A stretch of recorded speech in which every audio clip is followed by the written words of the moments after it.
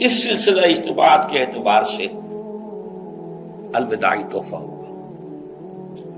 اب میں آغاز کر رہا ہوں۔ پہلی بات، اس سبب میں 3 باتیں مجھے کہنی ہیں۔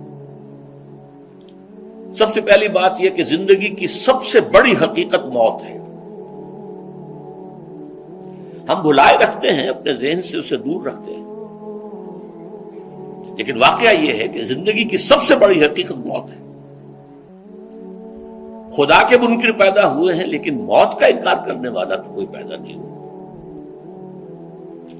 اس لیے میں نے آیت آپ کو سنائی، کل نفس ذائقۃ الموت، ہر سی نفس کو موت کا مزہ چکھنا ہے، ہر جاندار کو موت کا مزہ چکھنا ہے۔ ثم الینا ترجعون، پھر ہماری طرف لوٹا دیے جاؤ۔ تو زندگی کی سب سے اہم حقیقت موت، اور موت کے بعد رجوع اللہ، آخرت، یہ سب سے بڑی حقیقت ہے۔ ایک حقیقت سب مانتے ہیں، سب جانتے ہیں، دوسری حقیقت کے اوپر پردہ پڑا ہوا ہے۔ میں نے اس اعتبار سے نوٹ کیا، یہ الفاظ قرآن میں 3 مرتبہ ہے، کل نفس ذائقۃ الموت، ہر جاندار کو موت کا مزہ چکھنا ہے۔ انبیاء اس سے مستثنا نہیں رہے، رسول اس سے مستثنا نہیں رہے، اولیاء اللہ مستثنا نہیں رہے۔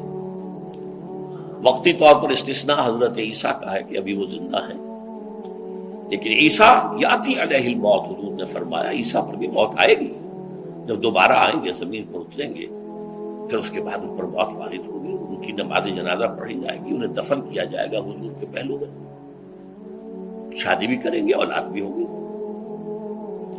باقی تو یہ ہے کہ کل نفس ذائقۃ الموت، سب کو موت کا مزہ چکھنا ہے۔ عیسیٰ بھی بالآخر اس سے مستثنا نہیں رہیں گے،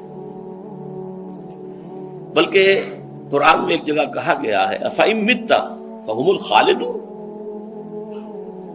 کیا ہے نبی، اگر آپ کا انتقال ہو گیا تو یہ کیا ہمیشہ رہیں گے؟ کون ہے دنیا میں جو ہمیشہ رہے؟ انتقال تو ہونا، آپ کا بھی ہونا ہے۔ إِنَّكَ مَيِّتٌ وَإِنَّهُمْ لَمَيِّتُونَ،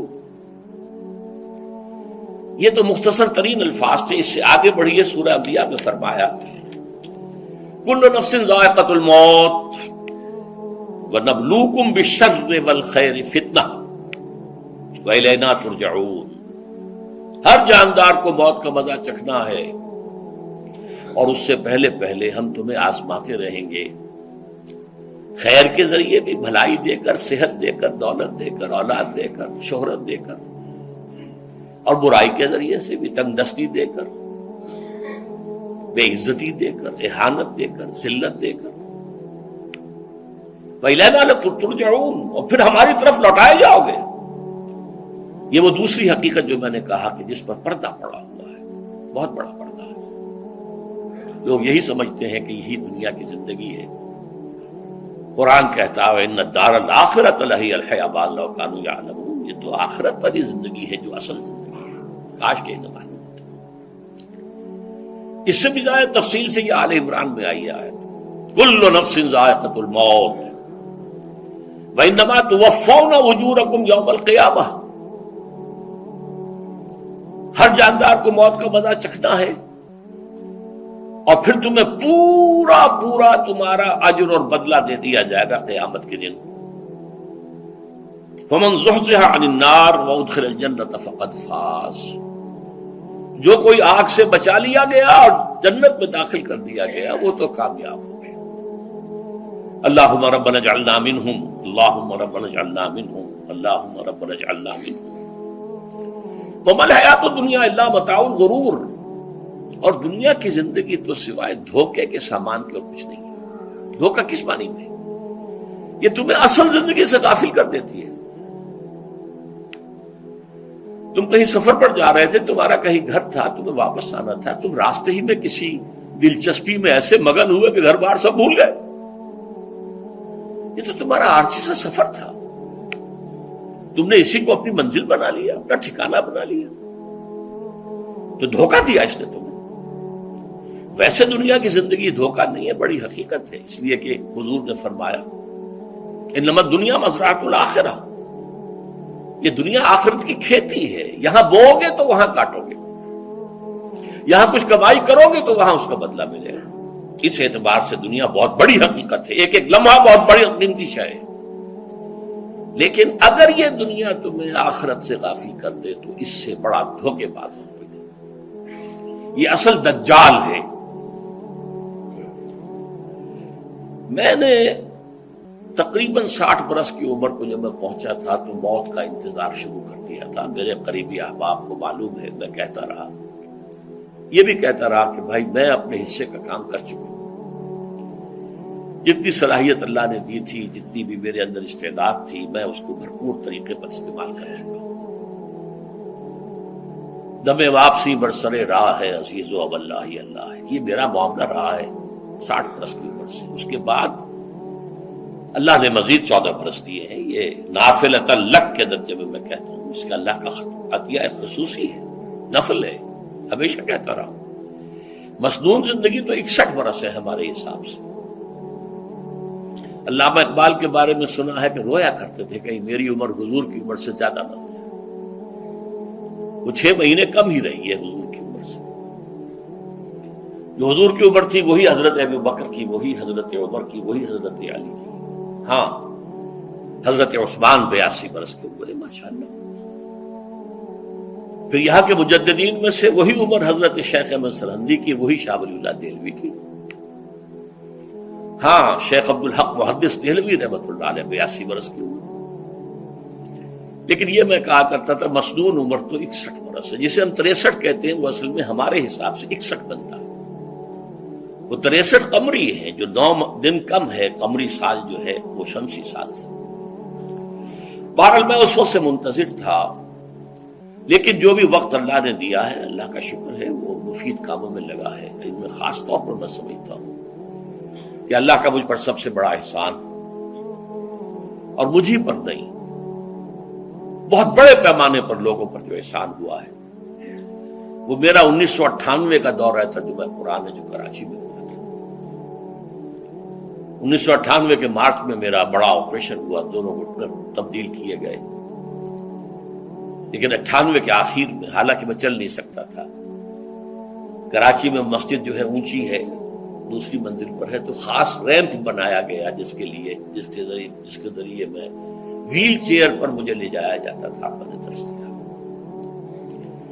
اس درس کی گزشتہ چند سالوں سے پوری دنیا میں جو گونج ہوئی ہے اللہ کے فضل و کرم سے، اللہ کا کوئی حکمت خداوندی اس کے ساتھ وابستہ ہے۔ اس میں میرے کسی کام کو دخل نہیں ہے، میری کسی کوشش کو دخل نہیں ہے۔ میں نے تو جو درس میں دیتا آ رہا تھا سن 85 سے، دورہ ترجمہ قرآن، البتہ یہ بات ضرور ہے کہ میں نے محسوس کیا تھا کہ سن 98 کے اس درس میں دورہ ترجمہ قرآن کے مجھے خصوصی انشراح حاصل تھا۔ میری ساری گفتگو کا حاصل کیا ہے؟ دیکھیے، نظریاتی تحریکوں کا تعلق اشخاص سے نہیں ہوتا، ٹھیک ہے، کوئی اس کا داعی ہوتا ہے، کوئی اس کا مؤسس ہو جاتا ہے، کوئی اس کا آغاز کرنے والا ہوتا ہے، لیکن نظریاتی تحریک افراد سے وابستہ نہیں۔ افراد آتے چلے جاتے ہیں اپنا اپنا حصے کا کام کر کے، جس کو جتنا مقدر ہے، جتنی اللہ تعالیٰ کی طرف سے توفیق ہے، وہ اپنا کام کرے گا، چلا جائے گا۔ یہ چمن یوں ہی رہے گا اور ہزاروں جانور اپنی اپنی بولیاں سب بول کر اڑ جائیں گے۔ مبارک ہیں وہ لوگ جنہیں قرآن کی بولی بولنا نصیب ہو جائے۔ وَإِنْ يَحْسَبُ أَنِّي مِنْهُمْ، مجھے گمان ہے، اللہ کا فضل ہے کہ میں ان میں سے ہوں، میں نے قرآن کی بولی بولی ہے، اور قرآن مجید کو جیسا کہ وہ ہے ایز اٹ از، اپنے کو مذمومہ خیالات، اپنے کوئی ذہن سے زائدہ نظریات کو میں نے اس میں دخل نہیں دیا، جسے انگریزی میں آپ آبجیکٹیولی کہتے ہیں، خالص معروضی طور پر قرآن کو پڑھا، قرآن کو قرآن سے سمجھائے، یا پھر سیرت رسول سے سمجھائے۔ میں لفظ سنت کی بجائے سیرت استعمال کر رہا ہوں۔ قرآن مجسم حضور تھے صلی اللہ علیہ وسلم، اور حضور کی سیرت اور حیات جو ہے وہ قرآن مجید کی اصل تفسیر ہے۔ یہ حقیقت بھی بہت کم لوگوں کے علم ہے۔ وہ احادیث کا نام تو لیتے ہیں، احادیث بھی ہے، سیرت بھی تو احادیث ہی سے ہمیں ملتی ہے، لیکن میں خاص طور پر سنت یا حدیث کی بجائے سیرت کا لفظ استعمال کرتا ہوں۔ قرآن کی 2 سورسز ہیں، قرآن خود اور سیرت رسول صلی اللہ علیہ وسلم۔ بہرحال انشاءاللہ العزیز یہ کام بڑھے گا، چلے گا، یہ میں ابھی بعد میں عرض کروں گا۔ دوسری بات جو میں نے آیت پڑھی آپ کو، وَمَن نُعَمِّرْهُ نُنَكِّسُ فِي الْخَلْقِ أَفَلَا يَعْقِلُونَ، بہت بڑی حقیقت زندگی کی یہ بھی ہے، جس کی ہم عمر زیادہ کر دیتے ہیں اس کی خلقی صلاحیتوں میں کمی کر دیتے ہیں۔ موٹی بات ہے، بڑھاپا آئے گا، ہمیشہ کی مانی ہوئی بات ہے۔ اگرچہ جوانی میں آدمی بڑھاپے کا تصور نہیں کرتا، لیکن بڑھاپا آنا ہے، یہ بھی ایک حقیقت ہے موت کی طرح۔ غالب نے کہا تھا مزمحل ہو گئے قوائے غالب، اب عناصر میں اعتدال کہاں۔ ایک صاحب نے مجھے شعر سنایا تھا، ابراہیم صاحب سے ٹونک کے رہنے والے، ذوق پیری بڑھ گیا، جوش جوانی گھٹ گیا، اب عصا بنوائیے نخلے تمنا کاٹ کر۔ یہ تمنائیں جو ہیں طول العمر، انہیں کاٹو، اب گئی جوانی، امنگوں والا دور گیا، اور یہ جو تمناؤں کا پودا ہے اس میں سے لکڑی لے کر عصائے پیری بنوا لیجیے، اب بڑھاپے کے لیے ایک عصا درکار ہے۔ بڑا پیارا شعر ہے، ذوق پیری بڑھ گیا، جوش جوانی گھٹ گیا، اب عصا بنوائیے نخلے تمنا کاٹ کر۔ ابھی 2-3 دن ہوئے ہیں یہاں پر جو خانہ فرہنگ ایران ہے اس کے ڈائریکٹر آئے تھے، انہوں نے فارسی کا ایک شعر سنایا، بڑا پیارا شعر ہے، در جوانی گفتم کہ شعر شعر است اگرچہ پیر بود۔ جوانی میں میں یہ کہا کرتا تھا کہ شعر تو شعر ہی ہوتا ہے، چاہے بوڑھا ہو جائے، بوڑھے ہونے سے اس میں کیا فرق واقع ہو جائے، شعر شعر است گرچہ پیر بود۔ چوں میں پیری رسیدم، جب میں خود پیری اور بڑھاپے کو پہنچ گیا، دیدم تو مجھے یہ بات نظر آئی کہ پیر پیر است گرچہ شعر بود، بوڑھا بوڑھا ہی ہوتا ہے چاہے وہ شعر ہی کیوں نہ ہو۔ تو یہ بڑھاپا جو ہے یہ زندگی کی دوسری بڑی حقیقت ہے۔ اس کا ایک اثر تو سب کو معلوم ہے، قوائے غالب جو میں نے کہا، بڑھاپے کا عام نتیجہ جسمانی ضعف، سب جانتے ہیں، لیکن مجھ پر اور کچھ اور لوگوں پر بھی خاص طور پر اس کا جو ایک اثر ہوتا ہے، یہ مجھ پر ہوا ہے، وہ ہے یادداشت کی کمزوری، اور یہ میں کئی سال سے محسوس کر رہا ہوں۔ میری پرانی یادداشت بڑی مضبوط ہے، قوی ہے، اس میں کہیں کوئی کمی نہیں، لیکن ریسنٹ پاس کی چیزیں جو ہے، پچھلے 5-6 سال کے واقعات مجھے یاد نہیں رہتے، اشخاص سے ملا ہوں اور دیکھ کے پہچان لیتا ہوں، کئی بار ملاقات ہوئی ہے، نام یاد نہیں آتا، تاریخیں اور اشخاص کے نام کے اعتبار سے تو خاص طور پر کئی سال سے میری جو میموری ہے وہ امپیئرڈ ہے، اور میں محسوس کرتا رہا ہوں کچھ عرصے سے کہ عین تقریر کے دوران محسوس ہوتا بلیک آؤٹ ہو گیا، اور مجھے سلسلہ کلام جوڑنے کے لیے سوچنا پڑا، بعض اوقات 1000 کروڑ مرتبہ بولے ہوئے الفاظ غائب، اب چاہے کتنا ہی زور لگا لوں وہ لفظ یاد نہیں آئے گا، ہاں تھوڑی دیر کے بعد خود بخود یاد آ جائے گا۔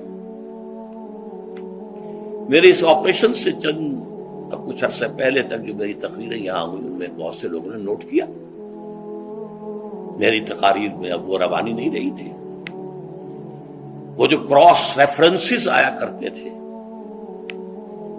جس کی بنا پر ایک مولانا عبد الکریم پاریخ صاحب تھے ناگپور کے، انڈیا کے، مولانا علی میاں کے وہ خلفاء میں سے، انہوں نے تفسیر بھی لکھی ہے قرآن میں، وہ ایک مرتبہ لاہور آئے تھے تو مجھ سے بھی ملاقات ہوئی، میرا درس بھی سنا، پھر یہاں وہ ایک دینی ادارے میں گئے، وہاں میرے خلاف باتیں ہو رہی تھی، تو انہوں نے کہا بھائی اس شخص کی کیا بات کرتے ہو، اس کے سامنے تو معلوم ہوتا ہے کہ قرآن کھلا ہوا ہے، جہاں سے چاہے لے لے،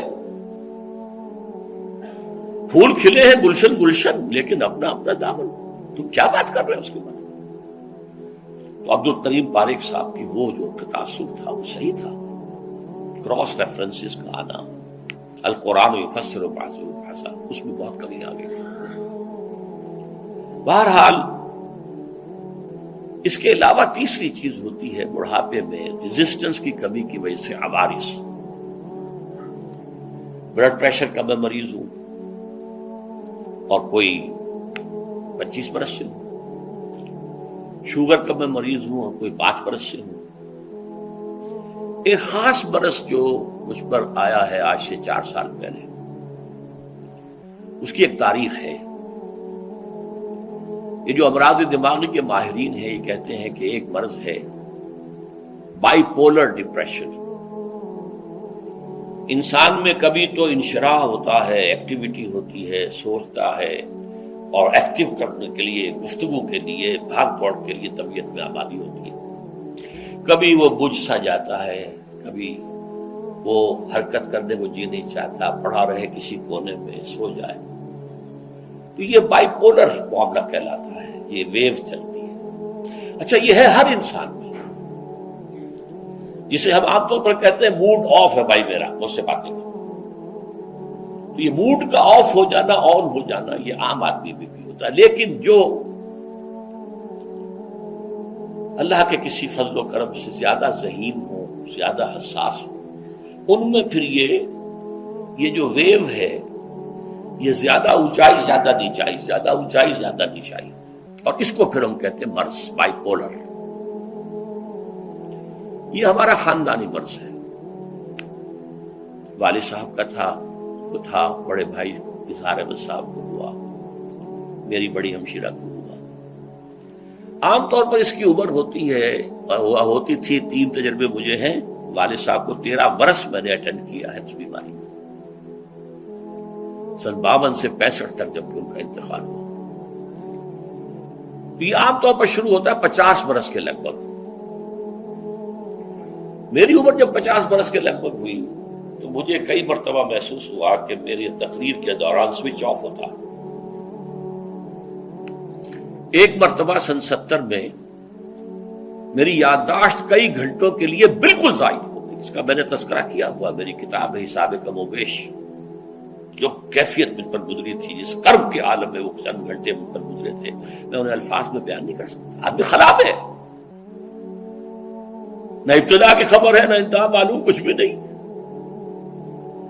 میں جب 50 برس کا ہوا اور یہ ایک مرتبہ مجھے جھٹکے لگے مسجد سمن آباد کے اندر، تو میں نے ڈاکٹر رشید چودھری صاحب سے، وہ میرے والد صاحب کے بھی معالج رہے تھے، میں نے ان سے کہا کہ یہ ڈینجر زون میں داخل ہو گیا ہوں. ان کا نہیں، آپ کو یہ نہیں ہوگا، اس لیے کہ آپ اللہ کے کتاب کی خدمت کر رہے ہیں. تو ان کی یہ بات پارشلی ٹروتھ نکلی کہ 70 برس کی عمر میں مجھ پر یہ 20 برس اللہ تعالیٰ نے مجھے اس میں ایک بونس دے دیا. 70 برس میں ظہور ہوا. اس کا ایکسائٹنگ کاز بنا ہے افغانستان میں جو حادثہ ہوا طالبان کے ساتھ. اتنا صدمہ مجھے تھا، ایک دم بیٹھ گیا. یہ چیز جو ہے ابھی کنٹینیو کر رہی ہے.